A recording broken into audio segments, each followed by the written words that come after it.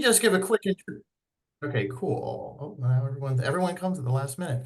Okay, so thanks for the wonderful introduction, Mark. So the talk is called Immaterial Constitution, the Post-Snowden Maintenance of the Internet. And it's part of a essentially trilogy of, it's the final one, maybe, of pieces I've written about my involvement and how internet standards work and why they're important. And it was the first article I ever wrote was on the IETF. It was called Immaterial Aristocracy. And this will be hopefully the last one. So just so people know, if you can see my screen, I've been, let me just adjust briefly. See if I can adjust the screen share. Just one second. So this always happens. Well, we'll just maybe have to go through it. It's all good. We can wait a minute if you want to adjust things. It's all good. Yeah, give me 1 minute. Let me just see if I can just do like a full screen or something so it actually matches. Is that's better. Okay. So I've been interested in philosophy of technology for a very long time. We started running workshops since about 2010 on this topic. However, the question of maintenance honestly never really occurred to me. I was kind of trapped, I guess, by my preconceived notions. So I'm very glad that this concept of maintenance has come forward. And when I read about it, and I read some of Mark's work and other work, I got really fascinated because it occurred to me that internet standards, which I've been interested in for many years, are essentially a powerful form of maintenance, and they have tremendous political implications and not only philosophical implications. We're going to try to draw those together in the talk. And in particular, the question is, how is it that the internet itself is maintained? So we tend to take the internet itself for granted. We tend not to assume it's that's better. We tend to assume it just works, but actually it's maintained by a social process and has become deeply, deeply interconnected through the internet and more dependent on it. How is it that this process works? And is most of us think the internet is invented by a particular person, Vint Cerf or Tim Berners-Lee. The web and internet are often conflated as the interweb, but how has what's happened with the internet today gone beyond the initial design of these protocols by their inventors, in particular? And this is a political question. And I like just to say the first two people that brought to my mind, unfortunately, one of them, I think, died about 2 days ago, was Brian Cantwell Smith. So if you haven't read On the Origin of Objects, it is perhaps a wonderful, I would say, almost naturalization of Kant, as someone put it recently. One of the deepest books, the most underappreciated books in the philosophy of computer science. And he really inspired me to get interested in philosophy when I was more or less just a programmer. And then when I started becoming interested in the political aspects of philosophy, I was encouraged to publish work by Tony Negri. And Tony Negri is the one that brought to my to my awareness this notion of constitution. What is a constitution? So normally we'd assume a constitution is a written document, and this document, this is the written document is typically called the formal constitution, and it's kind of apparatus of enforcement via the juridical system, the police, so forth and so on, is the material constitution. You could have different relations between the two. You have countries where there's a constitution and everyone ignores it. You can have countries where there is no constitution, but there's a juridical system, like the UK. And I think what got Tony interested and myself interested is that we believe that a lot of the focus of society is moving towards code. Tony used a rather unfortunate term, immaterial, to describe kind of coding and affects and new forms of labor. And what occurred to me, if you kind of step back from standards work, is that what was happening is the engineers were rather unconsciously trying to create an immaterial constitution of code to enforce certain rights. So that's what I wanted to go deeply in. And this is an important question, particularly if we take certain philosophical concepts seriously, like the extended mind hypothesis. So, I did my PhD under Andy Clark. I have mixed feelings on a lot of it, but I do take it quite seriously. I don't see any reason why we shouldn't consider certain kinds of digital technologies to be part of our mind. For example, if I lose my mobile phone, I am at this point, unfortunately, in my life, so dependent upon it that I do feel almost a sense like I've lost part of my mind. I feel physical pain. I find it hard to get around. I'm dependent cognitively to some extent on that technology. And that if we humans have rights, it does seem to some extent that some of those rights intuitively, that we don't have well worked out theories of this. There's some legal work, the GDPR and SOLAV and whatnot, but some of these rights should apply to the digital sphere, to our data, to our communication, so forth and so on. And I think it's a bit, it's a bit of a stretch, but if you're interested in, you think, well, that's completely crazy. How is it that we could imagine that the web is somehow part of our mind? Or we have previous work on that for ages ago, which I'd be happy to look at. But I think let's step away from the philosophical questions. We'll return to them and just really go into how the internet itself works.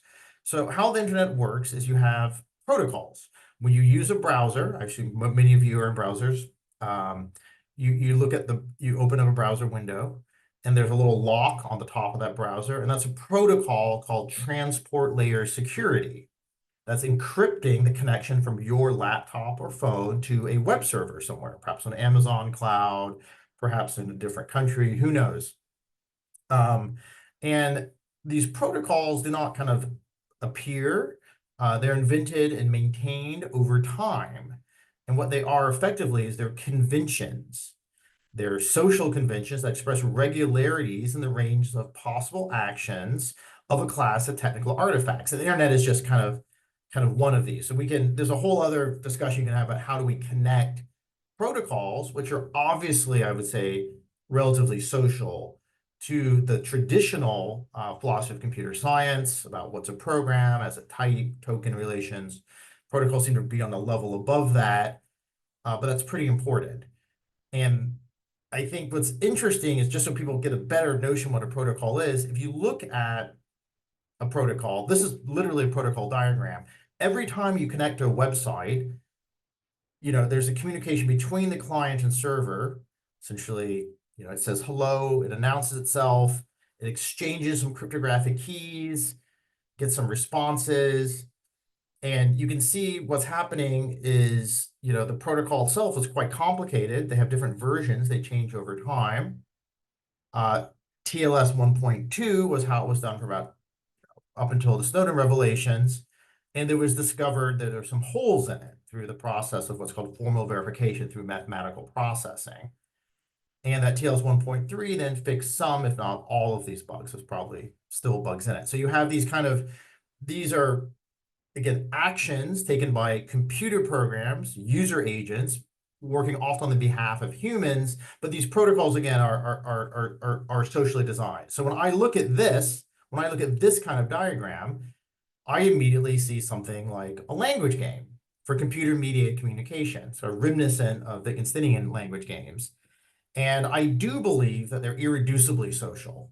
And I believe they're irreducibly social because they're designed to help humans accomplish social goals. I would like to, for example, buy something over Amazon or eBay. I have to go through TLS to get that done. And these protocols evolve over time. For example, you can look at TLS 1.3. It's considerably simpler than TLS 1.2. They don't necessarily get more complex unless they get simpler, and that produces often more secure protocols.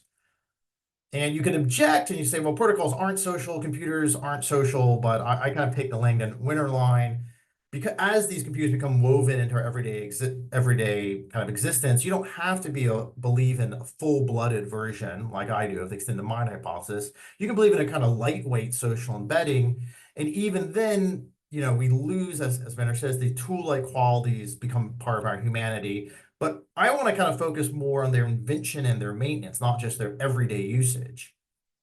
And what's really clear is that computer protocols are not programs. This is very important. They are written in natural language. Okay? They're not written in math. They're actually not written in code. They're written in natural language with varying degrees of formality. So technical standards have often some formal components. They have some natural language text. And if you want to think about things in a kind of Daniel Dennett kind of framework, what makes a protocol successful is it can be executed between different computers with different humans at different ends of them, regardless of certain particulars of the situation. And it can be implemented by multiple different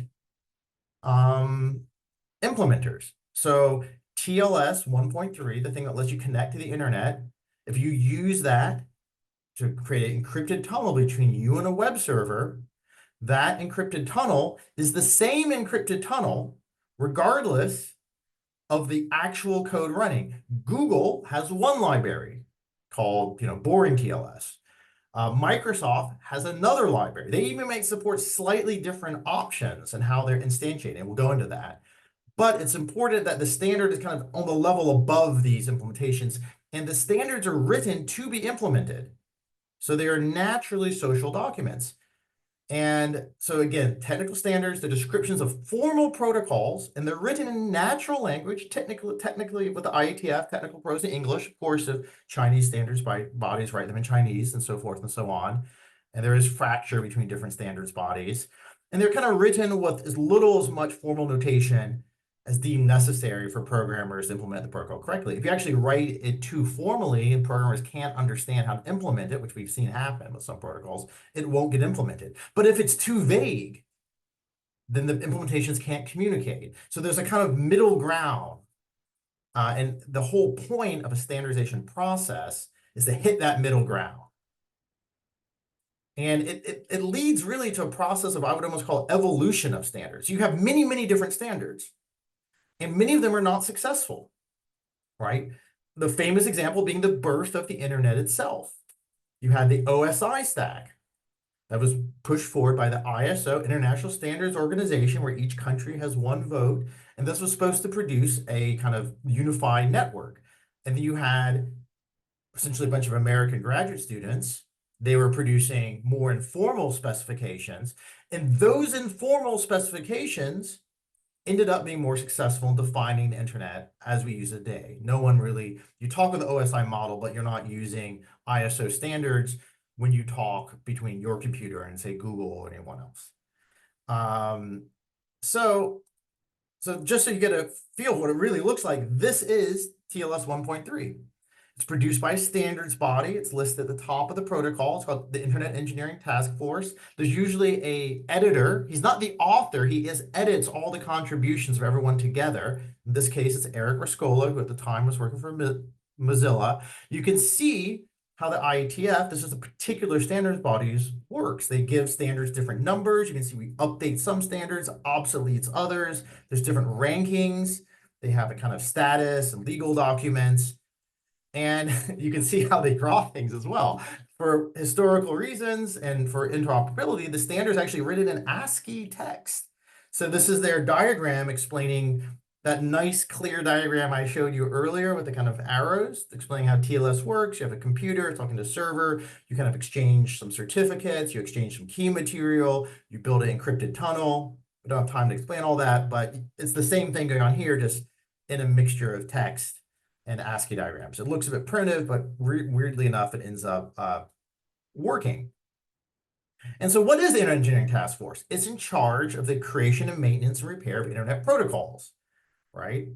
And what's the important thing with the internet protocols is they're constantly evolving.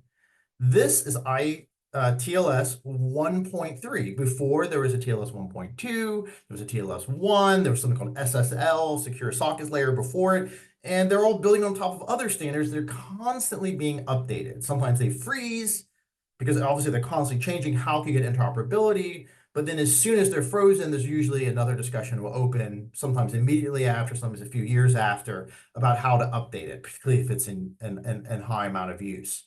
So, the IETF is a really interesting standards body insofar as, unlike traditional standards bodies, we imagine working by voting, it actually works by informal consensus. It has no official membership. literally people hum in meetings if to see if they agree or not, and anyone can just join a mailing list and put their opinion sort of into the mix. And sometimes, those opinions become the standard.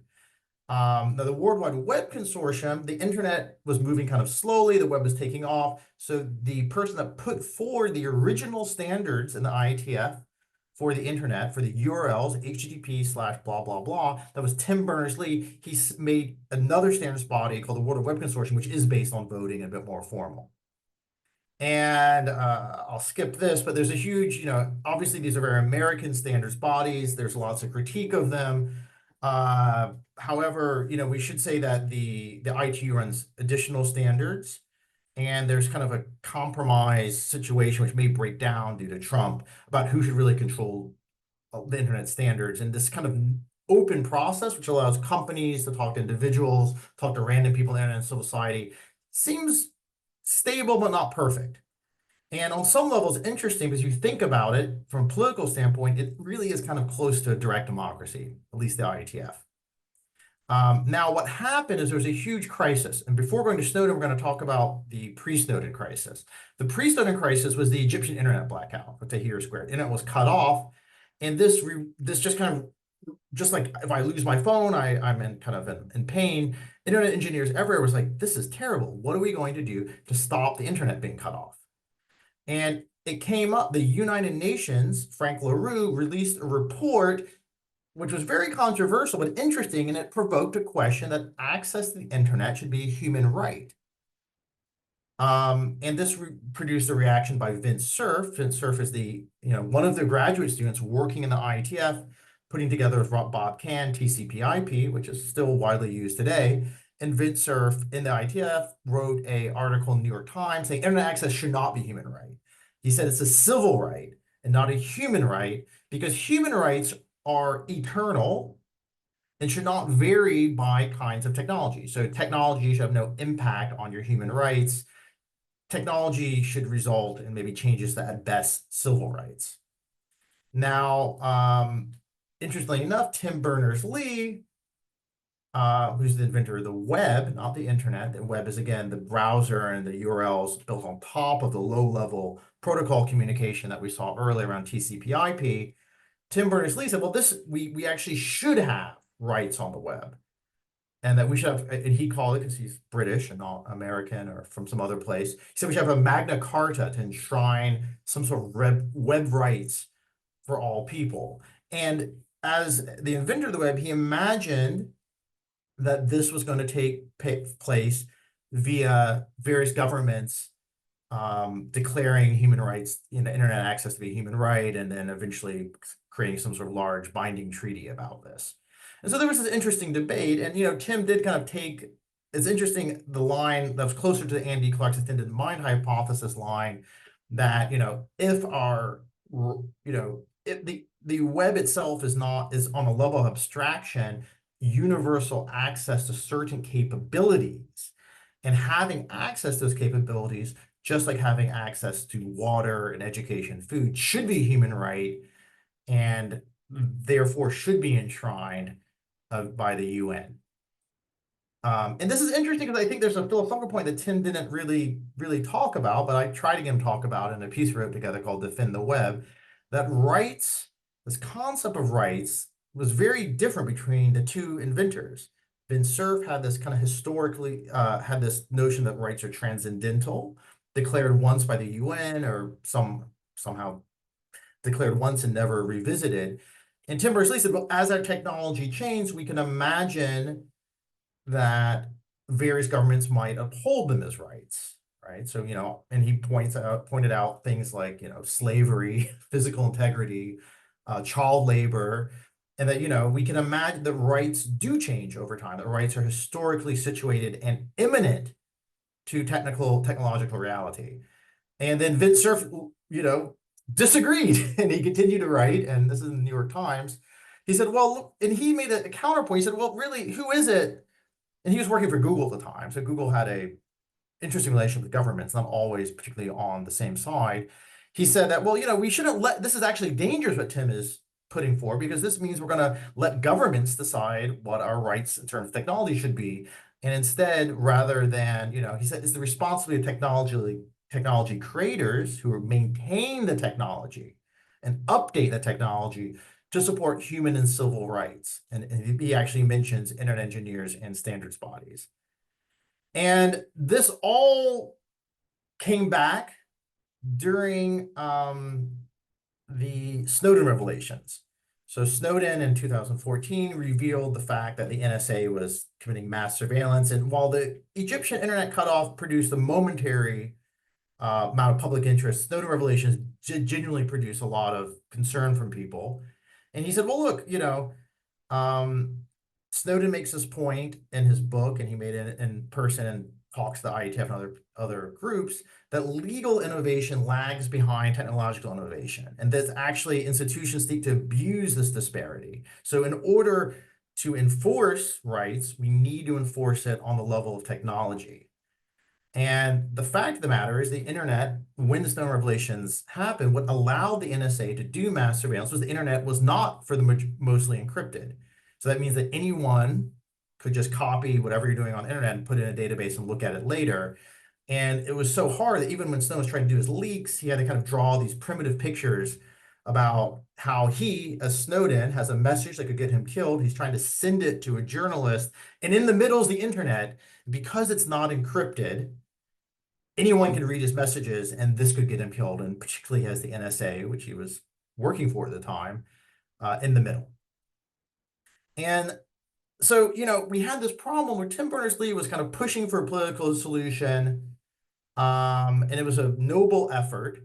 And Vint Cerf said, well, this really should be a civil effort, civil rights, not human rights, but maybe the standards body should do something about it. And then the standards bodies really didn't make a huge reaction to the Snowden affair, but they did have, to the Egyptian internet shutdown, but they did have a huge reaction to the Snowden affair. And the IETF decided to reduce this complex political problem to a purely technical problem that can be solved via engineering. And they decided to follow Snowden's suggestion of just enabling modern cryptography and all sorts of protocols. So this is really showing the power of the maintainers.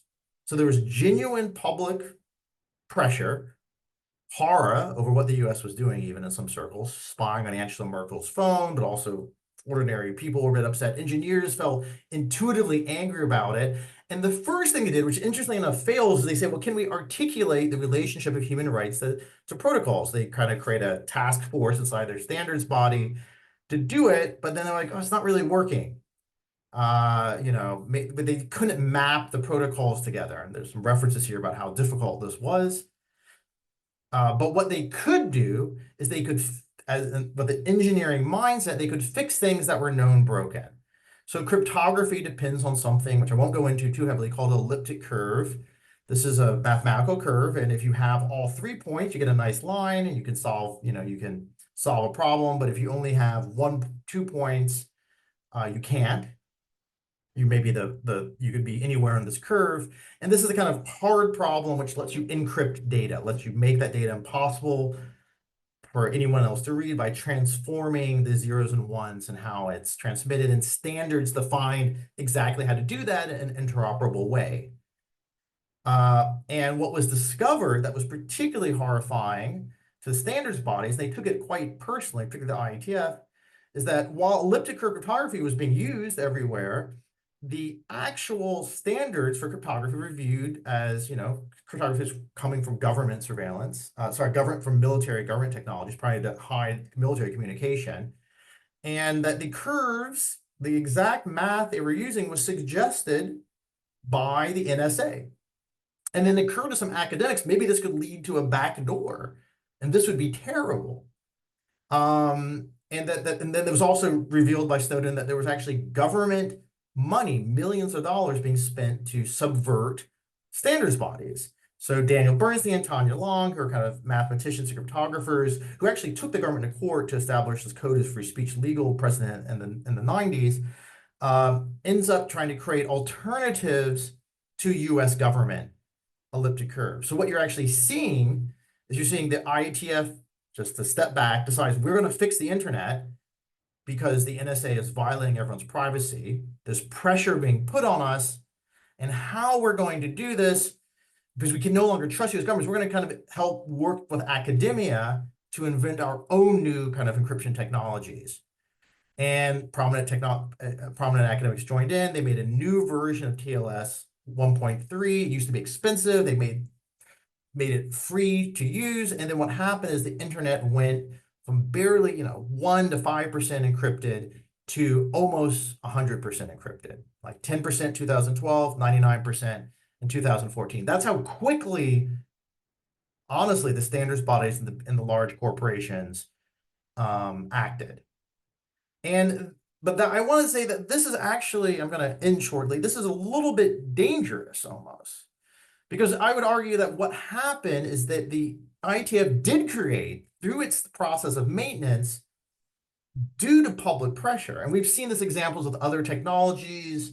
You have pressures, for example, on car manufacturers who are producing too much pollution. So they have to say, okay, we're going to, stop. We're going to add new kinds of carburetors, let's say, or whatever, to cars. And you had the sort of same process with the internet. Everyone was horrified about mass surveillance. The IETF tried to fix it.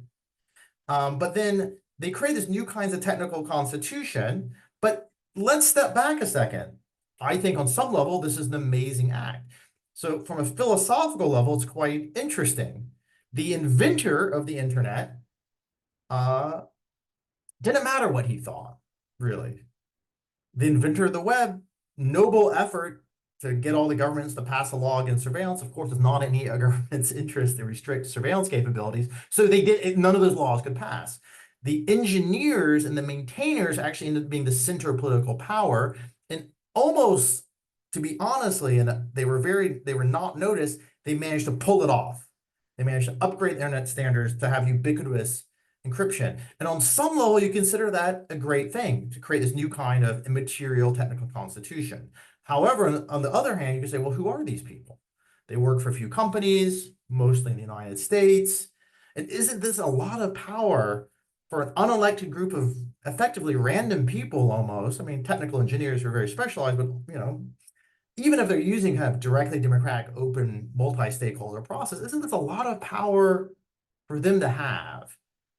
And to be able to effectively create new kinds of technical realities and enforce those technical facts, as someone will once say. And I just want to mention 2 or 3 little things. These are more not as thought out. I mean, encryption is not well studied in the philosophy of technology. I would like it to, I think, everyone's very interested in AI. Of course, AI naturally provokes various questions about the mind and body. But a lot of what we ignore is the social basis of intelligence, which is based around communication and how states and individuals need or don't need secrecy and need transparency. I think this is an understudied aspect. And Bernard Stiegler wanted to study it, but unfortunately died before he could do so. And then what we're seeing now, where the IETF is really interesting is that the IETF says, well, we had there was protest against the NSA. There was protest against the Egyptian internet shutdown. These were all happening, and to be honest, there was physical protests, physical movements, discussions in Congress and stuff. And what actually, very few of these things led to anything. If you look at Egypt today, the situation is unfortunately rather depressing, and mass surveillance is still very, the EU is voting, I think, tomorrow, and if they should enable new backdoor and encryption. But what happens is that unelected engineers are translating values into technical tasks, and these values are being translated, even if the values cannot be articulated, and we saw the IETF had trouble articulating them, into technical tasks. And that's, I think, the people that really, this is a wider phenomenon, much wider than the internet. The internet's just an easy example, but it's been noticed, of course, first by Marcuse and his students like Andrew Feenberg. And I would like people to, I think SPT is kind of a new political politics of technology and philosophy group. This question is going to become more important, particularly as we can say, look, the situation with Snowden worked out pretty well. At least I feel so. But what do we feel about the immense amount of power that, say, Elon Musk has via X over public opinion, right? So it's not, but I do while it's natural to get in a very dark place about technology, I do want to point out one or two reasons to be hopeful at the end. I'm a big, if you really talk to engineers and you look at engineering documents, it's not just rights that make them interested in philosophy. There's often kind of weird concepts, even from the 1950s, from Douglas Engelbart, about collective intelligence and mind-machine symbiosis. It's not particularly well thought through, but these are the people that literally created the internet. The IETF came from a bulletin board on the second computer on the internet made by Stanford Research Institute, which was Douglas Engelbart's lab. And Douglas Engelbart basically argued that we need these kinds of tools to increase collective IQ to prevent what he believes would be disasters around ecological space and nuclear war, so forth and so on. So I do think there is, while it's easy to we don't want to overly heroic, we don't want to make engineers heroes, and they have a huge and tremendous and troubling amount of political power, particularly in Silicon Valley right now. At the same point, there is a, I think, interesting political project and philosophical project somewhere kind of, I would say, in their intuitions, even if they cannot articulate it themselves. And so I would say there's a kind of Pascal's wager going on where the IETF kind of had a little lever and they were trying to push it to get something done. And in the period we're in today, which is also driven by crisis, we need to look at how maintenance is not just an obscure bit of philosophy. Maintenance is, if we live in a world which is almost entirely technological, the true center of political power is actually, I'm going to argue, in the maintainers of the technology. And you know, this can go wrong and right. We're seeing a lot of movements in the blockchain space. That's where my work is currently going. We're trying to build anti-mass surveillance tools, but we're also seeing, I think we need to understand deeply and consider deeply this kind of audacious move by engineers who are maintainers of technology and to kind of sublimate the social into the technical. This can, I think, both have emancipatory potentials, particularly when the political institutional forces are very weak, but can also be exceedingly dangerous. So if you have any questions, I am done. Thank you so much. And was I on time? I don't know. I'm not sure. Yeah, you were absolutely. That was really nice. Thank you so much for that.